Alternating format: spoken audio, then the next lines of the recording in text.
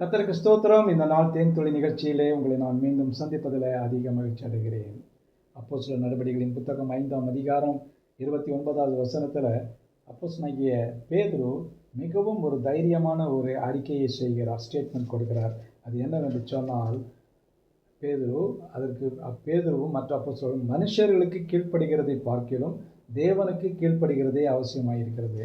மனுஷருக்கு கீழ்ப்படுகிறது என்று சொன்னால் அவர்கள் என்ன சொன்னாங்க, இயேசு என்கிறதான நாமத்தை யாரும் உபயோகிக்கக்கூடாது, இதை குறித்து பிரசங்கம் செய்யக்கூடாது என்று சொல்லி பல தடைகளை அந்த எருசலேமிலே உள்ள தேவாலயத்திலும் பொது இடங்களிலும் இவர்கள் அதை செய்யக்கூடாது என்று கட்டளையிட்டார்கள். ஆனாலும் கூட இவர்கள் அதை குறித்து கவலைப்படாதபடிக்கு முதலாவதாக அவர்களை சிறைச்சாலையில் போட்டார்கள்.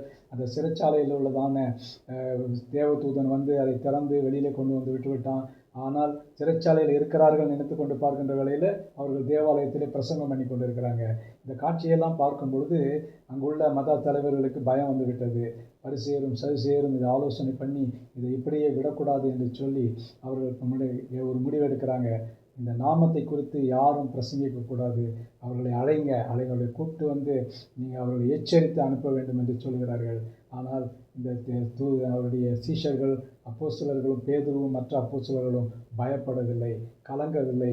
அவர்கள் அந்த நேரத்தில் சொன்னதான காரியம், நாங்கள் கர்த்தருக்கு தான் கீழ்ப்படிய வேண்டும். அவர் சொன்ன வார்த்தை தான், அப்பொழுது மனுஷருக்கு கீழ்ப்படுகிறதை பார்க்கலாம் தேவனுக்கு கீழ்ப்படுகிறது தான் நல்லது, அதுதான் ஒரு ஆசீர்வாதத்தை கொடுக்கக்கூடியும் என்று தெளிவாக சொன்னார்கள்.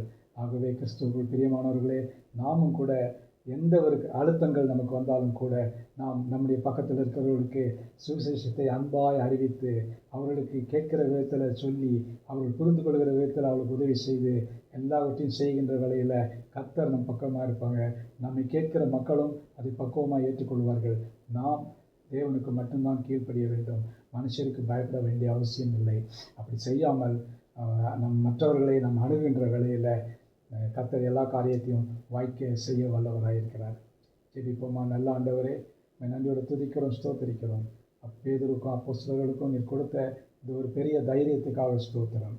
ஆண்டவரே, அவர்கள் வல்லமையாக எடுத்து தைரியமாய் நின்று நீ உண்மைக்கு கீழ்ப்படுகிறது தான் சிறந்தது என்று சொன்னார்களே, அதற்காக ஸ்தோத்திரம். இயேசுவை பிரகடனப்படுத்தினார்களே, அதற்காக ஸ்தோத்திரம். மீட்பர் இயேசுவின் நாமத்தில் ஜெபிக்கிறேன் நல்ல பிதாவே, ஆமேன், ஆமேன். கர்த்தர் உங்களை ஆசீர்வதிப்பாராக. இந்த நாள் உங்களுக்கு ஒரு ஆசீர்வாதமான ஒரு நாளாக அமையும்.